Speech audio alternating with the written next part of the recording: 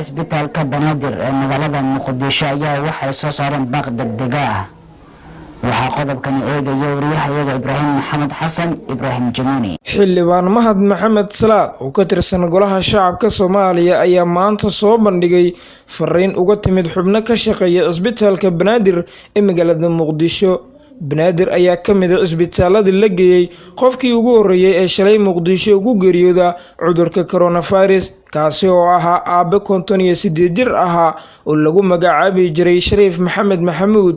xildhibaan Mahad Salaad ayaa sheegay in fariinta uu soo diray qof ka shaqeeya isbitaalka Banaadir ee magaalada Muqdisho isaguna uu la wadaagay madaxda sarsare ee dalka qaarkood. qof ka shaqeeya isbitaalka Banaadir ayaa xogtan xalay soo diray isla markiiba waxaan la wadaagay madaxda sarsare qaarkood waxaan rajaynayaa in si degdeg ah looga howlgali doono haddii sidani waxa ay u dhaceen dalkan waxa ku soo socda dhibaato aad u culus ee fadlan hurdada laga kaco.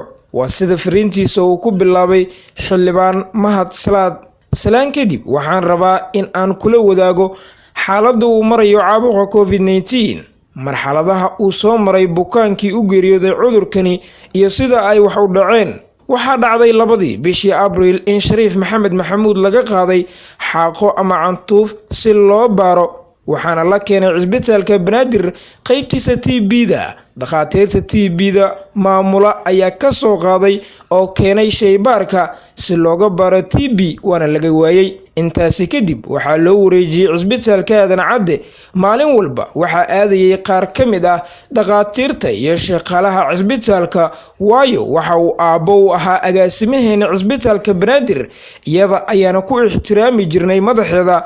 galabnimadii Talaadada 7 bishii Abriil waxaa isbitaalka ugu tagay ku dhawaad 27 howlwadeenada isbitaalka oo ay ku jiraan 8 dhakhaatiir ah kadib markii la ogaaday in agaasime Fartuun Shariif aabaheed uu qabo cudurka halista ee COVID-19 waa laga bixiyay isbitaalka waxaana la geeyay isbitaal Martini oo galabnimadii Arbacada ugu geeriyooday Allaha u naxariistee. dhakhaatiirtii ka qaaday xaaqada iyo agaasimaha iyo hal qof oo kale kaliya ayaa karantiin la geliyay si loo hubiyo badqabkooda. arrintani cabsida leh ayaa wali isbitaalka waxa uu wadaa shaqadiisii caadiga ahayd iyadoo ay joogaan in ka badan 50 qofood oo isugu jira dhakhaatiir iyo howlwadeeno caafimaad oo uu u tagay bukaanku u geeriyooday cudurka coronavirus. qaar ka mid ah howlwadeenadaasi maanta ma iman isbitaalka waxayna inoo sheegeen in ay dareemayaan qandho iyo waliba dhuun xanuun.